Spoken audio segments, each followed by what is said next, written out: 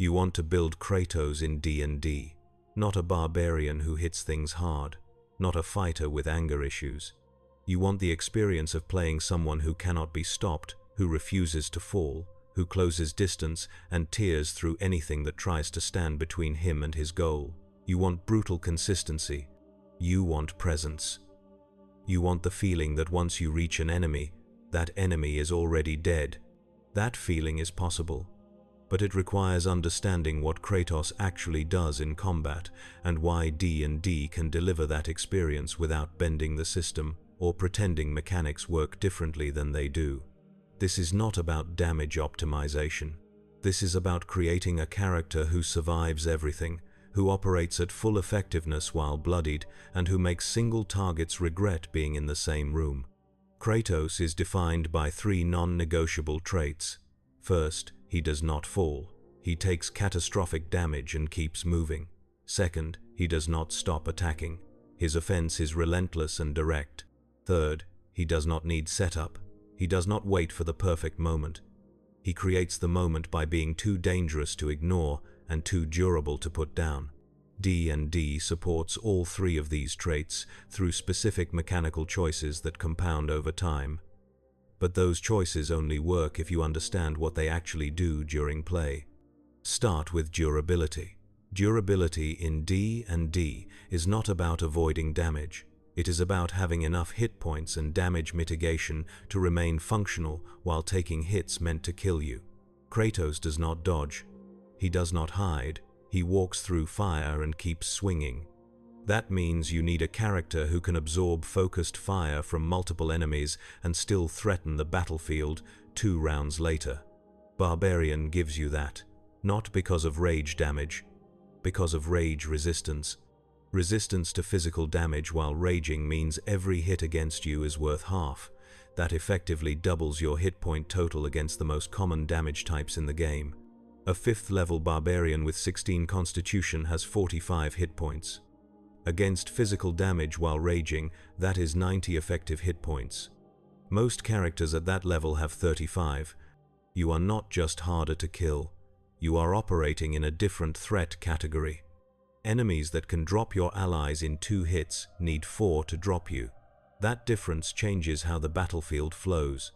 But resistance alone does not create the Kratos experience. Resistance keeps you alive. It does not keep you threatening. The actual play pattern that makes this work is entering combat with the understanding that you will take damage and that taking damage does not reduce your effectiveness. Most characters lose options as they lose hit points. Spellcasters conserve slots. Ranged characters reposition to avoid being targeted. You do the opposite. You move into the most dangerous position on the map and force enemies to deal with you because ignoring you means their backline dies. That decision-making shift is what separates functional barbarian play from players who rage and then wonder why they still feel fragile. If you rage and then try to avoid damage, you are wasting your core feature. Rage is not a panic button. It is a license to take risks other characters cannot take. You should be ending most combats below half health. If you are not pressuring hard enough. Now add the offense. Kratos does not use complicated combos. He does not wait for vulnerability windows. He swings and keeps swinging until the target stops moving. That is great hack attack.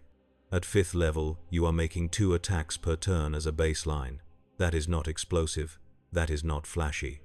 But it is consistent. And consistency wins more fights than burst damage, because consistency cannot be countered by missing once or losing a turn to control effects. 2 attacks per turn means you are applying damage every single round. Add rage damage and you are adding 4 to 6 damage per turn depending on level. That does not sound like much, but it is guaranteed. You do not need advantage. You do not need a critical. You just need to hit. And with reckless attack, you can give yourself advantage on every attack, every turn. That is a choice. You take more damage in exchange for hitting more often. For most barbarians, that trade is dangerous. For you, it is correct because you are built to absorb damage and your goal is to remove one target as fast as possible. Reckless attack also creates a psychological effect at the table. You are telling the DM that you are an easy target. Enemies see a character actively making themselves easier to hit. That draws aggression. That is what you want. Every attack aimed at you is an attack not aimed at your wizard. Every enemy focused on you is an enemy your rogue can flank. You are not trying to survive by avoiding attention. You are trying to survive by being the only target worth focusing and then refusing to die when they do. This creates a feedback loop. You hit harder because you use reckless attack. Enemies retaliate because you are giving them advantage. You absorb that retaliation because of resistance. You stay in the fight longer than they expect. They commit more resources to dropping you. You are still standing. That uncertainty breaks enemy morale at tables where DMs play intelligent enemies. It also forces the DM to make hard choices about targeting. Do they keep trying to kill you and waste actions? Do they ignore you and let you kill their priority targets? Neither option is good for them. Now layer in the reaction economy. Kratos does not let enemies escape. Once he closes distance, they are locked down. D&D does not have a native grapple on hit feature, but it does have opportunity attacks. And it does have ways to make leaving your reach extremely costly. At third level, take Path of the Zealot. Zealot does two things that matter. First, it adds radiant or necrotic damage to the first hit each turn. That is more guaranteed damage. Second, and more importantly, it removes the gold cost of reviving you. You can be brought back from death without material components. That is not a combat feature. That is a campaign feature. It means you can take risks other characters cannot take, because dying is not a permanent resource loss for your party. But the real control comes from positioning and movement. You do not need a feat to lock enemies down early. You just need to stand between them and their goal. Most enemies have 30 feet of movement. You have 40 while raging at 5th level because you take mobile as your first feat. Mobile does three things. You ignore difficult terrain, your jump distance increases. And most importantly, when you make a melee attack against a creature, that creature cannot make opportunity attacks against you for the rest of the turn, even if you miss. That third benefit is the key. It means you can attack a target, move away, and they cannot punish you for leaving. But you are not using it to escape. You are using it to reposition. You attack the archer in the back line, move 10 feet to block the path to your cleric. And now the archer has a choice. Move past you and take an opportunity attack, or stay in place and keep getting hit. Either way, you are controlling their options. Mobile also changes how you approach multi-enemy fights. Without mobile, attacking one enemy and moving to another provokes an opportunity attack from the first enemy. With mobile, you can attack one target, move to another, and the first target cannot punish you. That means you can spread pressure across multiple enemies in a single turn without taking extra damage. You are not killing everything at once. You are making everything in your reach afraid to ignore you. At higher levels, this becomes even more oppressive. At 9th level, your walking speed while raging is 45 feet. At 13th level, it is 50. You can cross the battlefield in one turn and still make 2 attacks. Enemies cannot kite you. Ranged enemies cannot maintain distance. If they are on the same map as you, you can reach them, and once you reach them, they have to deal with you or die. But speed and durability only matter if you can maintain rage. Rage ends if you do not attack or take damage since your last turn. That means you cannot waste turns. You cannot spend a round dodging. You cannot spend a round dashing unless you are certain you will be in range next turn. Every turn you are in combat, you need to be attacking something or taking a hit. This is why the Kratos build works. You are not trying to avoid damage. You are trying to maximize the number of turns you stay active. And staying active means engaging directly and constantly. This is also why multi-classing is a trap for this build. Multi-classing delays your barbarian features. Delaying extra attack is unacceptable. Delaying your ability score increases is unacceptable. Delaying your movement speed increases is unacceptable. You need every barbarian level to maintain the momentum that makes this character feel unstoppable. A one-level dip into fighter for a fighting style or second wind is not worth losing a level of rage damage, hit points, and progression toward higher tier features. At 6th level, you get fanatical focus from Zealot. Once per rage, if you fail a saving throw, you can choose to succeed instead. That is control immunity once per fight.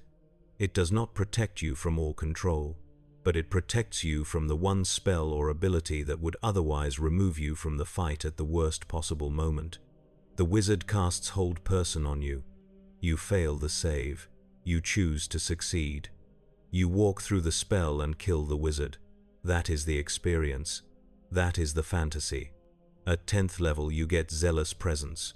Once per long rest, as a bonus action, you can give up to 10 creatures within 60 feet advantage on attack rolls and saving throws until the start of your next turn. This is a support feature. It is not a Kratos feature, but it is a leadership feature. And Kratos in the later games is a leader. He does not fight alone. He fights alongside others and makes them more effective. Use this feature before a major fight. Your entire party gets advantage for one round. That is multiple critical hits, multiple successful saves, and multiple enemies killed before they act. It is not flashy, but it changes the outcome of encounters. At 14th level, you get Rage Beyond Death. While raging, if you drop to 0 hit points, you do not fall unconscious. You still make death saving throws, but you keep fighting. If you take damage while at 0 hit points, you take a failed death save. If you take damage equal to or greater than your maximum hit points while at 0, you die instantly. But until that happens, you keep swinging. This is the Kratos feature. This is the moment where you are covered in blood, every ally thinks you are dead, and you are still killing enemies.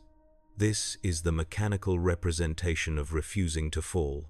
Here is how that actually plays at the table. You are at 15 hit points. You take 30 damage. You drop to 0. Normally you fall unconscious. With Rage Beyond Death, you stay standing. You make your attacks. You kill the enemy that dropped you. You take another 10 damage from a different enemy. That is one failed death save. You make your attacks again. You kill that enemy. Combat ends. Your cleric heals you. You are back in the fight. Without this feature, you would have been unconscious for 2 rounds and required 2 successful medicine checks or healing spells to stabilize. With this feature, you ended the fight yourself. That is not theoretical. That is how this works in practice. The limit is that you are still making death saves, and if you take massive damage, you still die. But most encounters do not have enemies that can deal massive damage in one hit at high levels. Most encounters are sustained pressure from multiple sources. Rage Beyond Death lets you ignore that pressure for as long as your rage lasts. It turns the endgame of every major fight into a question of whether the enemies can kill you faster than you can kill them. Most of the time, they cannot. Now, address the common mistakes. The first mistake is building for critical hits. Kratos does not rely on lucky rolls. He relies on hitting twice every turn and adding consistent damage. Taking feats like Savage Attacker or focusing on critical fishing is a waste. Your damage comes from landing attacks, not from maximizing the damage of attacks that land. Reckless Attack already gives you advantage. You do not need more accuracy. You need more durability and more movement. The second mistake is splitting your damage across too many targets. Kratos kills one thing at a time. In D&D terms, that means focusing fire. Every turn, you should be attacking the same target until it drops. Do not spread attacks across multiple enemies unless you are certain the first target will die to one hit. Killing one enemy removes one full set of actions from the battlefield. Wounding 3 enemies removes nothing, they all still act.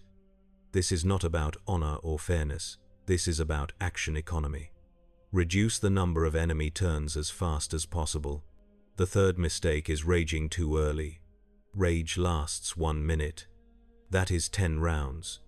Most combats last 3 to 5 rounds. If you rage at the start of combat and the fight ends in 3 rounds, you wasted 7 rounds of rage. That is fine.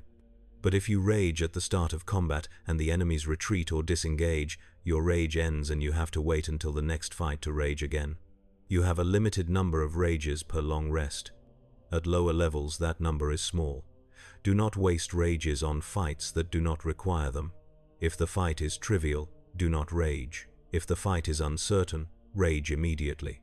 The fourth mistake is ignoring your bonus action. At lower levels, your bonus action is usually open. At higher levels, you have options. You can use your bonus action to rage. You can use it to activate Zealous Presence. You can use it to dash if you took the Charger feat, though you should not take Charger because it is not worth the feat slot. The point is that your bonus action economy is flexible. Do not lock yourself into a build that requires a bonus action every turn. You need that flexibility to adapt to different encounters. At level 4, take your first ability score increase. Put both points into strength. You are now at 18 strength. At level 8, do it again. You are now at 20 strength. At level 12, take Resilient Wisdom. Your wisdom saves are now proficient. This protects you from charm and fear effects that would otherwise remove you from combat. At level 16, take Tough. You gain 2 hit points per level retroactively. At level 16, that is 32 additional hit points. At level 19, take your last ability score increase and put 1 point into Constitution and 1 into Strength if you started with an odd Strength score, or 2 into Constitution if your Strength is already maxed. This progression prioritizes offense first, then defense, then control resistance. Strength increases hit chance and damage. Resilient Wisdom prevents you from being mind-controlled. Tough increases your effective hit point pool while raging to absurd levels. At 20th level with 20 Constitution and the Tough feat, you have 285 hit points. While raging against physical damage, that is 570 effective hit points. You are not unkillable, but you are closer to unkillable than any other martial build. Let's talk about play patterns at different tiers. At levels 1 through 4, you are durable but not unstoppable. You have rage, you have reckless attack, and you have a decent hit point pool. Your job is to engage the biggest threat and keep it focused on you. You do not have extra attack yet, so your damage is limited. Prioritize staying alive and learning the battlefield. At this tier, enemies can still drop you if you make bad positioning choices. Do not overextend. Do not charge into a group of 5 enemies alone. Move with your party and act as the front line. At levels 5 through 10, you become the primary threat. Extra attack doubles your damage output, your rage damage increases, your hit points increase, your movement speed increases. This is the tier where you start dictating the pace of combat. You decide which enemy dies first. You decide when to push forward and when to hold position. At this tier, intelligent enemies start targeting you with control spells. That is when fanatical focus becomes essential. Use it to ignore the first major control effect each fight. Do not save it for the perfect moment. Use it the first time you fail a save that would remove you from combat. At levels 11 through 16, you become a raid boss. Your hit points are high enough that most enemies cannot burst you down in one round. Your damage is high enough that you can kill most enemies in 2 to 3 rounds of focused attacks. Your movement speed is high enough that you can cross any battlefield in one turn. At this tier, you should be opening every major fight by charging the most dangerous enemy and forcing them to deal with you. Do not wait for enemies to come to you. Go to them, make them react to you. At levels 17 through 20, you are playing a different game than everyone else. Rage Beyond Death means you can fight at 0 hit points. Your effective hit point pool is so high that you can survive multiple rounds of focused fire from endgame threats. At this tier, your role is to absorb the most dangerous attacks in the game and keep the pressure on priority targets while your party handles crowd control and support. You are not trying to win the fight alone. You are trying to survive long enough for your party to win the fight, and you are making sure the biggest threat on the battlefield is focused on you instead of them. Here is what that looks like in a real encounter. You are fighting a Lich and 4 whites. The Lich is the priority target. The whites are distractions. Most parties would focus the whites first because they are easier to kill. You do the opposite. You rage, you move directly to the Lich, and you start attacking. The Lich casts Hold Person. You use fanatical focus to succeed on the save. You hit twice. The Lich takes 30 damage. The whites move to intercept you. They attack. You have resistance. You take minimal damage. Next round, you hit the Lich twice again. The Lich teleports away. You use your movement to follow. You hit again. The Lich is now below half health. The whites attack you again. You are below half health. You keep attacking. Third round, the Lich tries to dimension door away. Your party counterspells it. You hit twice. The Lich drops. The whites are irrelevant without the Lich. Your party cleans them up. That is the play pattern. You do not kill everything. You kill the one thing that matters, and you survive long enough for your party to handle the rest. The whites did damage to you. You took hits. But those hits did not stop you, and the Lich never got to execute its full strategy because you were in melee range, disrupting it from round 1. Now compare that to a standard barbarian who focuses the whites first. They rage, they attack a white, they kill it in 1 round. The Lich casts Finger of Death on the wizard. The wizard fails the save and drops. The second white attacks the barbarian. The barbarian kills it next round. The Lich casts Circle of Death. 2 party members fail their saves and take massive damage. The barbarian finally reaches the Lich on round 3. The Lich plane shifts away. The fight is now unwinnable. The difference is target priority and willingness to take damage in exchange for applying pressure. This is also why the build does not need heavy armor or a shield. Heavy armor is expensive, reduces your movement speed if you do not meet the strength requirement, and provides minimal benefit when you already have high constitution and damage resistance. Shields reduce your damage output because you cannot use great weapons. Great weapons are essential because they maximize the value of each hit. A greatsword deals 2d6 damage. That is 7 average damage before modifiers. Add 4 from 20 strength and 3 from rage, and you are dealing 14 damage per hit. 2 hits per turn is 28 damage. That is consistent, repeatable, and does not require setup. A long sword and shield with the dueling fighting style deals 1d8 plus 6 damage. That is 10 average damage per hit. 2 hits is 20 damage. You are trading 8 damage per turn for 2 additional AC. That is not worth it. The 2 AC does not meaningfully reduce the damage you take over the course of a fight, and the 8 damage per turn is the difference between killing an enemy in 2 rounds versus 3 rounds. Killing an enemy 1 round faster means that enemy does not get to act again. That prevents more damage than 2 AC ever will. The same logic applies to armor. Medium armor with 14 dexterity gives you 17 AC with half plate. That is sufficient. You do not need to invest in heavy armor. You do not need to invest in dexterity beyond 14. Your durability comes from hit points and resistance, not from avoiding hits. Let enemies hit you. That is part of the strategy. What about magic items? The best magic items for this build are simple. A +1 weapon increases your hit chance and damage. That is always good. A +2 weapon is better. A +3 weapon is best. Prioritize weapons that increase accuracy and damage over weapons with special abilities.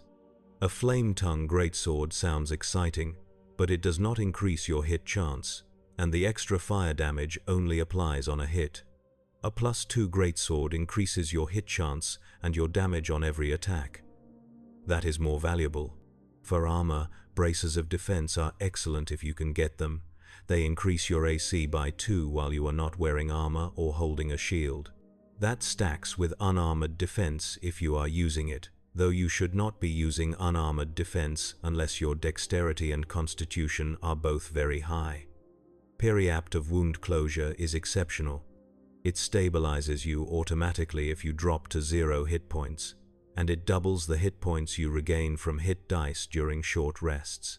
That synergizes perfectly with your high hit point pool and your tendency to end fights bloodied. Amulet of Health sets your constitution to 19. If your constitution is lower than 19, This is one of the best items you can get.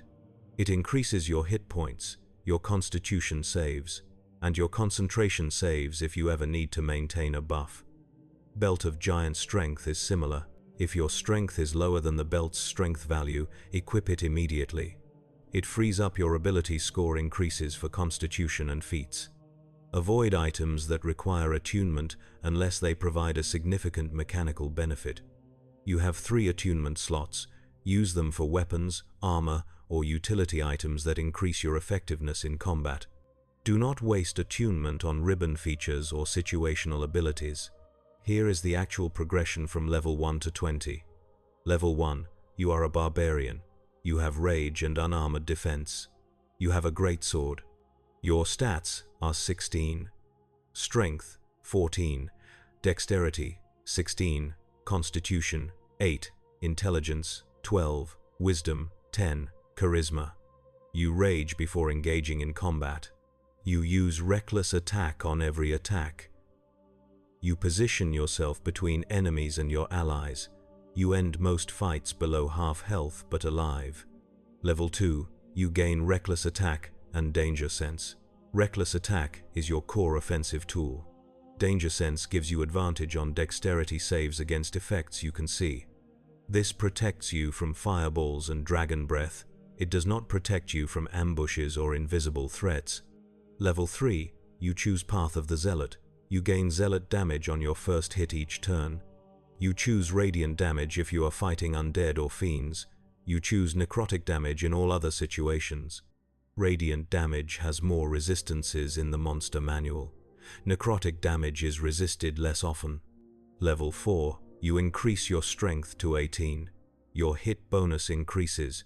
Your damage increases. This is a pure power spike. Level 5, you gain extra attack. Your damage output doubles. You are now making 2 attacks per turn plus rage damage plus zealot damage. You are a credible threat to any enemy at this tier. Level 6, you gain fanatical focus. You can now ignore 1 failed saving throw per rage. Save this for control effects that would incapacitate you. Do not use it on damage saves. Level 7, your feral instinct gives you advantage on initiative rolls, and you can rage as a reaction on your first turn if you are surprised.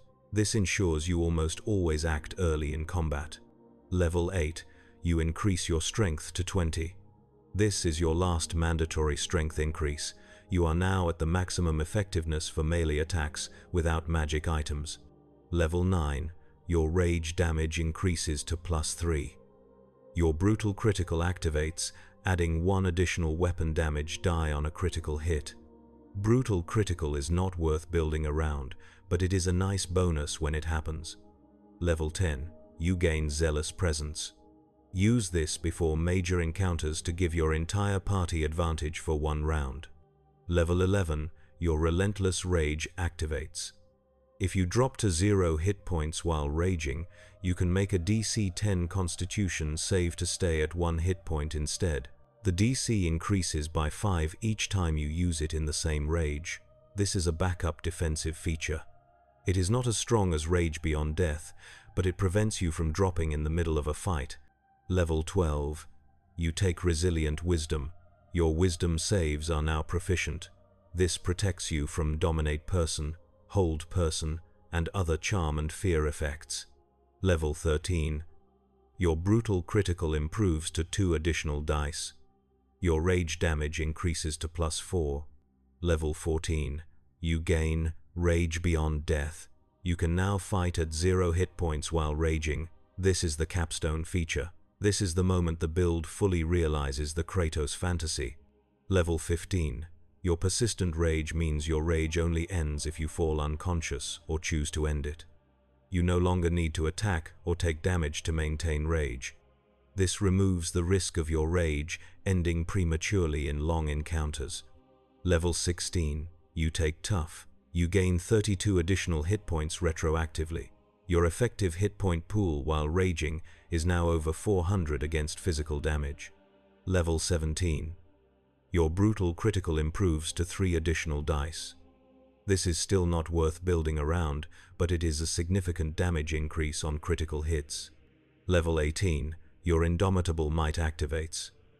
If your strength check is lower than your strength score, you can use your strength score instead. This makes you automatically succeed on most strength checks and ensures you cannot roll poorly on grapples or shoves. Level 19, you take your last ability score increase. Put both points into Constitution. You are now at 20 Constitution. Your hit points are maximized. Level 20, you gain Primal Champion. Your Strength and Constitution increase to 24. Your hit point maximum increases. Your attack bonus increases. Your damage increases. You are now operating at the absolute peak of martial capability. This build does not rely on multi-classing. It does not rely on magic items. It does not rely on perfect rolls. It relies on understanding what the barbarian class does well and leaning into that completely. You are durable. You are consistent. You are fast. You are terrifying. You do not need to be the highest damage dealer in the party. You need to be the character who never stops moving forward and who refuses to fall no matter how much damage you take.